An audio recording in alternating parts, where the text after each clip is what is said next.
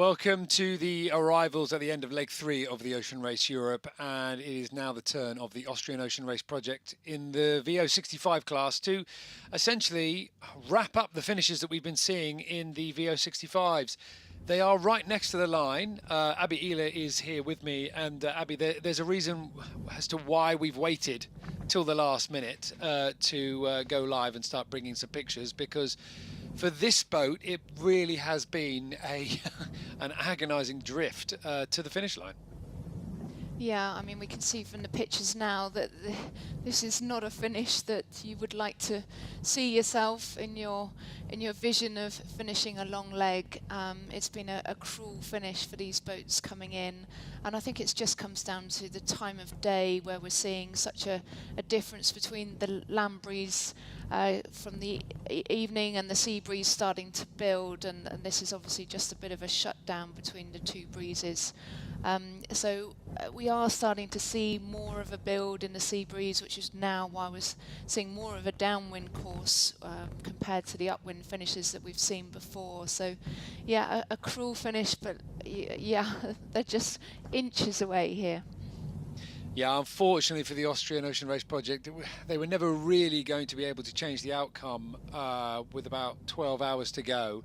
They made what they described as some tactical errors on the French coast, going out when they should have gone in, and then going in when they should have gone out compared to their rivals. And this is quite a mean way for them to cross the line. And let's not forget that this was the boat that won the first leg of the Ocean Race Europe. It's certainly a boat that can perform, albeit if their rivals slip up, they were a boat that certainly was able to take advantage of that.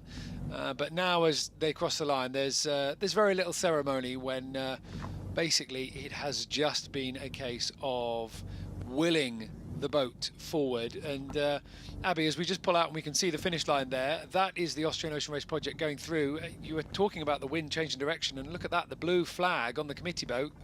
I mean, it is a total reversal of the wind that we were seeing for the other finishers. Yeah, exactly, like a complete shift around, and I think we can just put it down to that build in the sea breeze. Although it's really early in the day, it's obviously just a gradual build as the land starts to warm up. But yeah, I mean, I feel so sorry for this team and the fact that they hung on to the group throughout that sort of weave through the Balearic Islands, and they were really in with the pack up until, as you said, the French coast, where it all started to go not quite their way. So when we look back at the time of finish, and we see that there's a big chunk of time between the boat in front of these and their finish time, it won't tell the true story in terms of the breeze conditions. So yeah, a harsh finish, but at least they've now made it. Yeah, and they certainly do seem relatively happy about it, whether it's just relief to finally be over that one because everybody has been baking in the heat, or whether it's a case of actually there's an awful lot from this leg, like you were saying, that they can take away and they can feel quite proud about. But a small amount of celebration on board the Austrian Ocean Race project, probably tempered by the fact that they are almost certainly pretty tired over everything that they've had to endure over the last few days. So as they cross the line, and they're going to start making their way into the harbour, let's take a look at the scores now in the VO65 class, because we've been predicting the positions and the scores, but now we can say with certainty really that these are going to be the official scores just as soon as it gets ratified, that we are going to take into the coastal race on Saturday. And the coastal race does have points, 3 points for the winner, 2 for second place, and then 1 for third. If you're off the podium, you don't get anything, but that does mean, as you glance by the scores, that Sailing Poland could still win overall. Viva Mexico absolutely could jump their way into the middle of the overall scoreboard. Team Childhood 1 could find themselves on the podium still. So there is still some movement, and that coastal race on Saturday is going to be pretty important. But that's not the only thing that we're going to be keeping our eye on, because of course we do have another class, and they are still out on the water racing. They have got to sail through the light winds that everyone else has been. So the Austrian Ocean Race project now through the line and approaching the line, and look at that speed, Abby, 2.2 knots offshore. Team Germany, they are now in the wind hole, and that is only in the last maybe 10 minutes that they've really ground to a halt.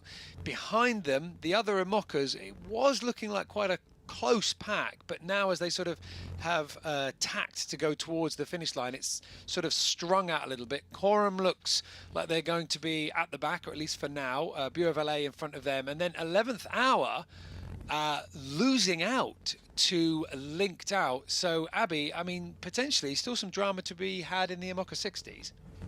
Yeah, I mean, I think it could still all change. I mean, this is certainly nothing to go by from what we've seen in the last few hours, and just looking at those speed differences between the two boats on screen here now compared to what we were reading from offshore team Germany. I mean, there's like a 10-knot speed difference, so there's obviously a big change up ahead, and how these boats approach that change and whether they can learn from offshore teams Germany's position and take advantage of that and see some way of getting around, we will wait to see. Because the big thing, of course, is the time of day. And when these boats are coming into the finish, we can expect a little bit of heat over the land. We should be expecting a little bit of thermal wind. There's nothing out there now. Those are live pictures of the Austrian Ocean Race project coming through the line. But before, as they were coming through the finish line, you could see, you know, the exhaust fumes of some of the big ships in the area just going straight up in the air. So zero breeze right now. What happens next for the IMOCA 60s and the boat's still racing is going to be very interesting indeed. So congratulations to all the boats out there in the VO65 class. That is leg 3 concluded for them. The coastal race coming up on Saturday, but next up it will be the IMOCA 60s. We're going to take a break and we will be back as offshore team Germany tries to hold on to the lead. It's looking pretty confident for them, but do not rule anything out.